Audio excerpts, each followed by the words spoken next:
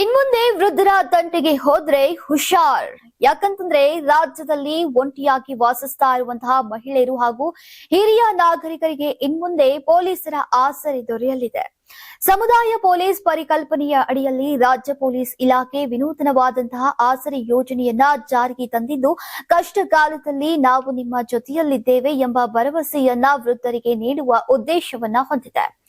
ಕರ್ನಾಟಕದಲ್ಲಿ ಹಿರಿಯ ನಾಗರಿಕರ ಸಂಖ್ಯೆ ದಿನೇ ದಿನೇ ಹೆಚ್ಚಾಗ್ತಾ ಇದೆ. ವಿಶೇಷವಾಗಿ ಒಂಟಿಯಾಗಿ ವಾಸಿಸ್ತಾ ಇರುವಂತಹ ವೃದ್ಧರು ಸಾಮಾಜಿಕ, ದೈಹಿಕ, ಮಾನಸಿಕ ಹಾಗೂ ಸೈಬರ್ ದೌರ್ಜನ್ಯಕ್ಕೆ ಒಳಗಾಗ್ತಾ ಇರುವಂತಹ ಪ್ರಕರಣಗಳು ಹೆಚ್ಚುತ್ತಾ ಇರುವುದು ಈಗ ಸಮೀಕ್ಷೆಯಿಂದ ತಿಳಿದು ಬಂದಿದೆ. ಹಾಗಾಗಿ ಅವರ ಸುರಕ್ಷತೆ ಮತ್ತು ಯೋಗಕ್ಷೇಮದತ್ತ ಗಮನ ಹರಿಸುವ ಉದ್ದೇಶದಿಂದ ಆಸರೆ ಯೋಜನೆಯನ್ನ ಅನುಷ್ಠಾನಕ್ಕೆ ತರಲಾಗಿದೆ. ಸಂವಿಧಾನದ ಕಲಂ 21ರ ಅಡಿಯಲ್ಲಿ ಈ ಯೋಜನೆಯನ್ನ ರೂಪುಗೊಳಿಸಲಾಗಿದ್ದು, ಕುಟುಂಬದ ಸದಸ್ಯರೊಂದಿಗೆ ಸಮಾಲೋಚನೆ ನಡೆಸಿ ಎಚ್ಚರಿಕೆಯನ್ನ ನೀಡಲಾಗ್ತಾ ಇದೆ. ಪ್ರತಿ ಪೊಲೀಸ್ ಠಾಣಾ ವ್ಯಾಪ್ತಿಯ ಪ್ರತಿಯೊಂದು ಬೀಟ್ನಲ್ಲಿ ಒಬ್ಬ ಹೆಡ್ ಕಾನ್ಸ್ಟೇಬಲ್ ಅಥವಾ ಒಬ್ಬ ಕಾನ್ಸ್ಟೇಬಲ್ ಅವರನ್ನ ಕಮ್ಯುನಿಟಿ ಪೊಲೀಸ್ ಅಧಿಕಾರಿಯಾಗಿ ನೇಮಕ ಮಾಡಲಾಗಿದೆ. ಹಿರಿಯ ನಾಗರಿಕರ ಮನೆಗಳಿಗೆ ಭೇಟಿ ನೀಡಿ ಯೋಗಕ್ಷೇಮವನ್ನ ವಿಚಾರಿಸಬೇಕು. ತ್ರೈಮಾಸಿಕ ಸಭೆಯನ್ನ ನಡೆಸಿ ಪರಿಶೀಲನೆ ಮಾಡುವುದು ಕಡ್ಡಾಯ ಅಂತ ಕಟ್ಟುನಿಟ್ಟಿನ ನಿರ್ದೇಶನವನ್ನ ನೀಡಲಾಗಿದೆ.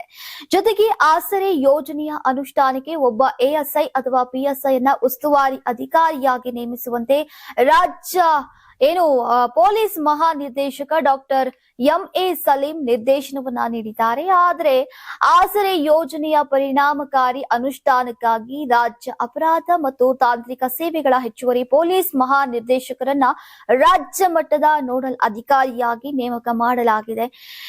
ಯೋಜನೆಯನ್ನ ನಿರ್ಲಕ್ಷಿಸಿದ ಅಧಿಕಾರಿಗಳು ಮತ್ತು ಸಿಬ್ಬಂದಿ ವಿರುದ್ಧ ಶಿಸ್ತು ಕ್ರಮವನ್ನ ಕೈಗೊಳ್ಳಲಾಗುವುದು ಅಂತ ಪೊಲೀಸ್ ಇಲಾಖೆ ಎಚ್ಚರಿಕೆಯನ್ನ ನೀಡಿದೆ. ನೀವು ಸಣ್ಣ ಆಗ್ಬೇಕಲ್ವಾ? ಅದು ಒಂದು ಉತ್ತಮ ಆಹಾರದಿಂದ ಸಣ್ಣ ಆಗ್ಬೇಕಲ್ವಾ? ಪ್ರತಿದಿನ ನಮ್ಮ ಜೀನಿ ಸ್ಲಿಮ್ ನ ಯೂಸ್ ಮಾಡಿ ಯಾವುದೇ ಸೈಡ್ ಎಫೆಕ್ಟ್ ಇಲ್ದಂಗೆ ನೀವು ಸಣ್ಣ ಆಗ್ತೀರಾ.